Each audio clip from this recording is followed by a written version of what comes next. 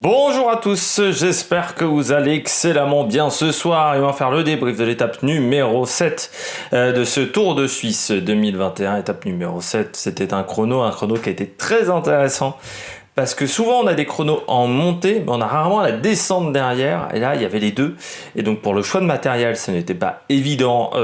Également, on a eu tout eu en choix de matériel. C'est-à-dire vélo de chrono, roue à bâton, roue à rayon à l'avant, vélo de chrono avec deux roues à rayon, changement de vélo, roue à bâton à l'avant du côté de chez Astana et roue à rayon à l'arrière, ce qui n'a pas dû fonctionner des masses. En plus, il y avait un petit peu de vent dans la descente, donc ce qui n'était pas. Et puis dans la montée, il y avait encore de la neige. Pour dire qu'il a fait quand même très très froid au mois de mai, parce qu'on arrive à avoir encore beaucoup de neige éternelle à plus de 2000 mètres. Il y a encore des qui vont dire que le réchauffement climatique, ça n'existe pas, en voyant les images du Tour de Suisse. Pourquoi pas Marine Le Pen? Allez, on passe tout de suite au débrief de cette étape numéro 7 du Tour de Suisse 2021 avec ce chrono. N'hésitez pas à vous abonner, n'hésitez pas à réagir dans les commentaires, n'hésitez pas à mettre un pouce bleu, n'hésitez pas également à partager la vidéo si vous pensez qu'elle peut intéresser votre entourage. Dans les commentaires, tiens, vous me dites qui vous a plu, qui vous a déplu, ça m'intéresse toujours. Et puis on commence tout de suite, chrono très intéressant, donc, comme je vous l'ai dit, avec un résultat également, alors prévisible, peut-être un petit peu quand même. Mais dans le top 10, il y a quand même des grosses surprises. Le top 10 dans l'ordre n'était pas simple à mettre. Et puis il y a des coureurs qui ont déçu, notamment Sherman, notamment Fuglsang, qu'on attendait peut-être un peu mieux. Des coureurs qui ont surpris comme Uran. Enfin, on va voir ça tout de suite avec le bilan des Bleus. Du côté des Bleus, je commence tout de suite avec Julien Alaphilippe. Alors Julien Alaphilippe qui a décidé d'abandonner la course ce soir pour une raison extrêmement simple. Il y a l'accouchement de sa femme. Donc alors je ne sais pas si elle a déjà accouché ou si elle va accoucher, mais bon, grosso modo, c'était prévu qu'il se retire de la course après le chrono, avant l'étape de demain. Du côté de Julien, 40 secondes. Aujourd'hui par rapport à Rouen, en sachant qu'il a utilisé un vélo traditionnel dans la deuxième partie, donc ce qui n'était pas l'idéal pour la deuxième partie du chrono qui était en descente. Il a gardé son vélo de montagne. Il a fait vraiment une très belle première partie. Julien, dommage sur la seconde où il perd un petit peu de temps, mais c'est pour des questions d'aérodynamisme, parce que je pense que le vélo de chrono était vraiment le plus intéressant aujourd'hui, peut-être avec une roue à rayon à l'avant. Tout simplement parce que la pente sur la première partie n'était pas énorme, et c'est vrai qu'on avait des longs bouts droits dans la descente. Avant les 3 derniers kilomètres, c'était à 100 km/h. Donc là, l'aérodynamisme d'un vélo de chrono est fantastique par rapport à un vélo de montagne. Donc je pense que l'idéal, c'était vraiment de faire tout au vélo de chrono, parce que la première partie du chrono, il n'y avait pas beaucoup de pente au final. C'était une montée de 10 km, mais on prenait 1000 mètres sur 10 km à peu près. Il n'y avait pas de fort pourcentage qui aurait vraiment, comme la planche des belles filles l'année dernière, où la planche des belles filles, pour moi, j'ai pas compris comment un Roglic a pu se dire je vais le passer avec le vélo de chrono. Donc là, il n'y avait pas ces forts pourcentages, donc c'était une montée beaucoup plus régulière. Donc, le vélo de chrono était peut-être pas forcément avantageux. Le vélo de chrono était peut-être plus avantageux que le vélo de montagne. Voilà, le changement de vélo n'était pas avantageux. Je vais réussir à sortir mes idées en français. Du côté de Julien Alaphilippe, donc voilà, ça l'a desservi sur la deuxième partie de parcours, mais c'est quand même le deuxième chrono aujourd'hui de cette étape au général, et quitte donc la course en étant troisième. Voilà, ça a été une bonne semaine pour Julien. Pour moi, ça a été une semaine où on voit que la forme est plutôt bonne aujourd'hui, que la forme a progressé au fur et à mesure de la semaine, et puis on voit un coureur qui est motivé par le prochain Tour de France. J'ai vu un coureur très motivé, ce qui aurait pu ne pas être le cas encore une fois avec l'accouchement de sa femme, enfin de sa compagne, je crois qu'ils sont pas encore mariés. Donc voilà, ça aurait pu être un petit peu compliqué. Il a bien géré, et puis voilà, je pense qu'il sait que l'équipe qui sera autour de lui sera peut-être un peu plus forte sur le prochain Tour de France aussi. Il n'y aura peut-être pas que Cataneo. Est-ce qu'il n'y aura pas un Masnada, un coureur comme cela également qui se rajoutera? Ça pourrait être intéressant pour Julien Alaphilippe, même si le fait de ne pas avoir d'équipier ne le gêne pas forcément, parce que le Tour de France 2019, il n'avait qu'Henrik Mas, et au final ça ne l'avait pas gêné plus que ça, et Henrik Mas qui n'était pas au top de sa forme. Donc je continue après Julien Alaphilippe avec Pierre Latour 14. J'irais bien, voilà. Ça vaut à 14 sur 20. Non, c'est solide, c'est un chrono solide, on voit une 32. Il a perdu quand même beaucoup de temps dans la descente. Là, il va falloir quand même régler ce problème du côté de Pierre Latour. Et puis, bon, pour un spécialiste du chrono, coureur complet, mais quand même très bon sur le chrono, c'est que le 14e temps, c'est-à-dire derrière un Stephen Kung, derrière un Craig Anderson, derrière même Cataneo, qui n'est pas le meilleur des grimpeurs. Pierre Latour, il aurait dû être un peu devant, au moins Kung et Craig Anderson. Donc être dans le top 10, et ce soir il n'est pas dans le top 10 de ce chrono, donc c'est pour ça que je suis un petit peu déçu. Après, tu sens quand même que c'est un peu mieux qu'en début de semaine. Mais bon, moi j'attends mieux d'un coureur comme Pierre Latour. Et je pense que dans son équipe, on attend mieux aussi. Il y a des grosses ambitions. Puis il faut pas croire, mais il fait quand même 2 places derrière de la Partey. De la Partey qui n'est pas un spécialiste du chrono. Donc pour un coureur complet comme Pierre Latour, ça aurait dû être devant de la Partey, devant Kung, devant Craig Anderson, devant un Wout Poels qui a l'air de finir un petit peu difficilement ce Tour de Suisse. Et au final, c'est pas incroyable. Donc c'est pour ça, c'est pas une catastrophe ce chrono de la part de Pierre Latour, mais je m'attendais à mieux. Je continue avec Alexis Vuillermoz. Alors Alexis Vuillermoz, j'ai pas d'informations pour le moment, mais je peux juste vous dire qu'il est tombé. Je pense qu'il a abandonné, mais il est 17h40 et pour le moment, je vais rafraîchir, mais je pense qu'il a abandonné. Ce n'est toujours pas indiqué. Mais je ne le vois pas sur les classements et on nous a quand même dit qu'il avait chuté et qu'il y avait le médecin de la course. Moi j'ai vu la voiture de médecin de course dépasser, donc il semblerait que ça soit quand même un petit peu grave. C'est toujours bête de tomber à 2 semaines du Tour de France. Et puis pour Vuillermoz, c'est la 2e chute de la saison après Paris-Nice, donc ça commence à faire beaucoup. Il va falloir apprendre à tenir sur un vélo. Je pense qu'il va falloir prendre des cours avec certains coureurs de Total Direct Energy sur comment bien manier un vélo et comment prendre des bonnes trajectoires en descente, parce que on le voit, hein, c'est prépondérant de pas tomber sur une saison cycliste. Ça a l'air tout con, hein, ce que je dis. C'est un poncif, mais tu peux pas passer la moitié de l'année en étant blessé, donc c'est compliqué. Là aujourd'hui, Vuillermoz, encore une fois, c'est difficile parce que Total ne fait que le Tour de France cette année. Donc rater l'objectif principal de l'équipe parce que t'es tombé 2 semaines avant sur une étape où il n'y avait pas grand chose à espérer pour Vuillermoz, c'est un petit peu bête. C'est un petit peu bête et frustrant, je dirais. Et puis je termine du côté des flops avec Bob Jungels, sélectionné pour le Tour de France du côté d'AG2R Citroën. Ça a été annoncé, il fait partie des 6 premiers coureurs. Je comprends pas pourquoi, parce que là sur le Tour de Suisse, Jungels il finit aujourd'hui 34e du chrono à 2,52. C'est pas dingue, c'est derrière Michael Woods. Est-ce qu'il ne l'a pas fait à fond, ou est-ce que du côté de chez AG2R on s'est trompé au niveau du matériel? J'espère, mais je pense qu'il y a aussi une panne de jambes du côté de Bob Jungels. Et si on attend de Bob Jungels de faire un grand résultat sur le prochain Tour de France, ça sera compliqué. De toute manière, chez AG2R, ils ont annoncé la couleur au niveau de cette équipe. 2 victoires d'étape. C'est ce qui est annoncé par Vincent Lavenu. Bon, j'espère qu'il ne compte pas sur Bob Jungels pour les victoires d'étape, parce que ça me semble compliqué. Très compliqué. Là, 2,52, c'est beaucoup sur un chrono comme ça. En plus, c'est un coureur qui était bon sur le chrono. Alors, Jungels, c'est quand même, je pense, il a fait des mauvais choix de carrière à un moment, Jungels. C'est un coureur qui a décidé d'aller sur les classiques, alors que pour moi, il était plus intéressant pour lui d'aller sur les grands tours il a décidé d'aller sur les classiques flandriennes, alors que pour moi, il aurait dû aller sur les classiques ardennaises. Et il s'est un peu éparpillé en voulant faire les grands tours, en voulant faire les classiques ardennaises, flandriennes. Tu ne peux pas tout faire sur une saison. Il y a un moment, il faut faire des choix. Et au niveau de ses qualités, on voyait qu'il était bon sur le chrono. Je rappelle, c'est quand même un coureur qui a fait maillot blanc du Giro. Il était top 10 2 fois sur le Giro. Jungels, donc 3e de Tirreno en 2016, vainqueur de l'étoile de Bessèges, vainqueur de Liège-Bastogne-Liège, Kuurne-Bruxelles-Kuurne également, mais 7 fois champion du Luxembourg du chrono.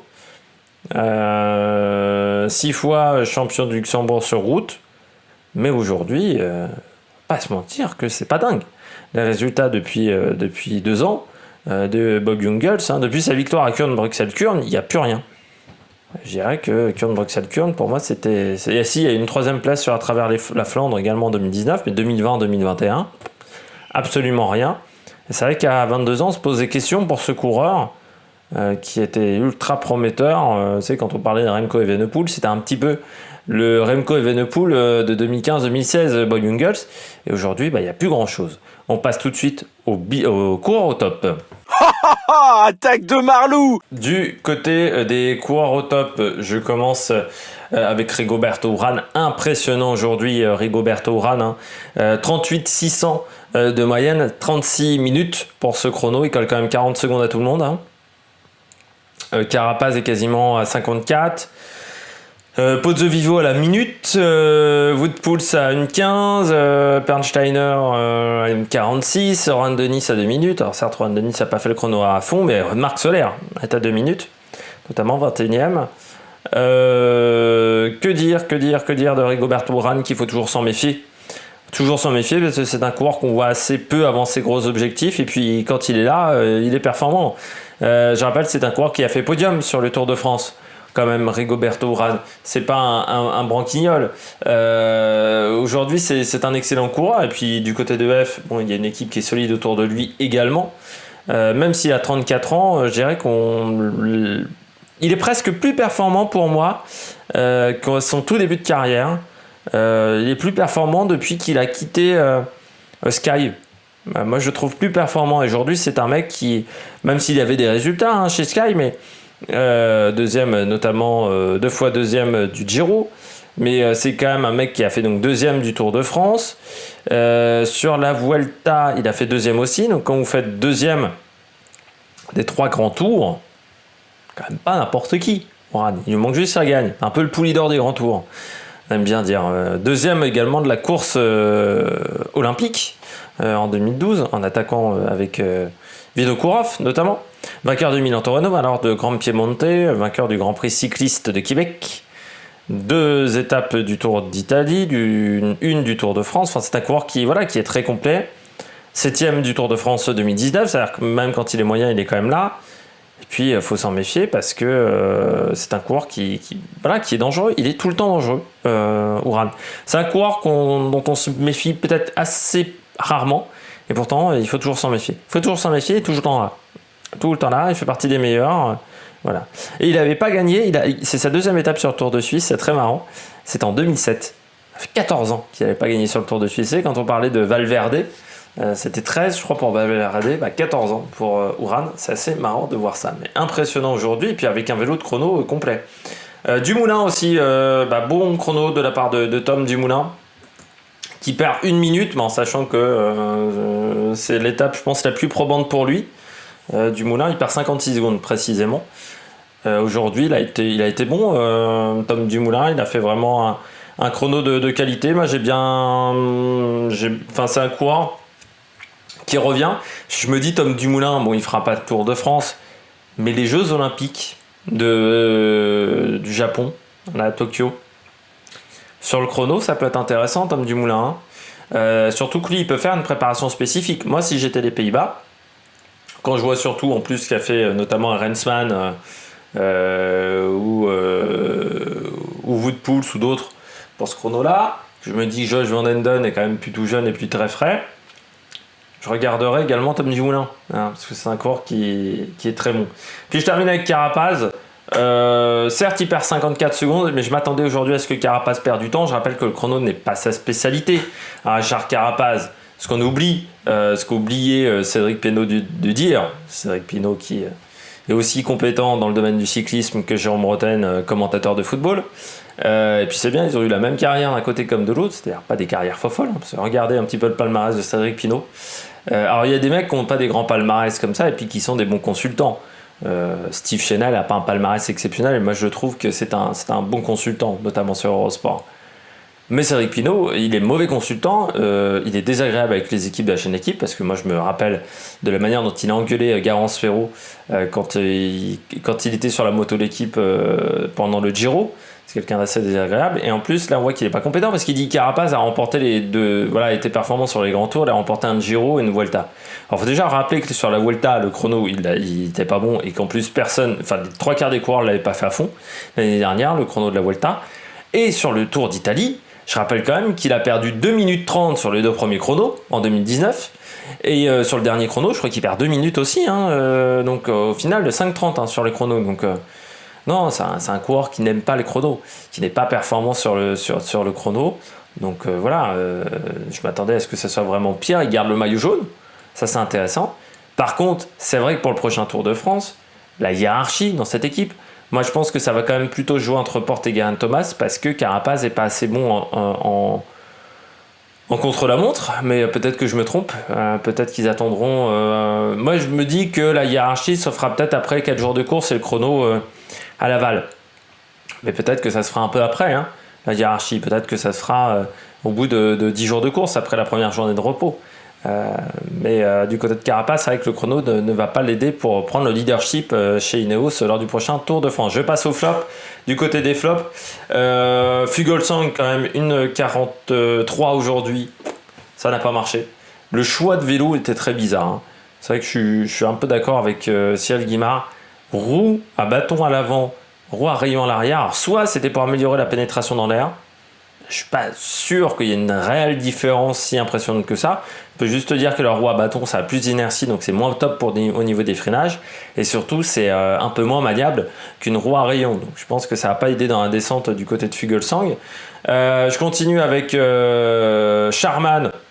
Charman aussi, je crois qu'il y a eu un mauvais choix de vélo parce qu'il pédalait dans la smoule dans la première partie et je pense qu'il s'est mis le cardio à 180 dans la montée.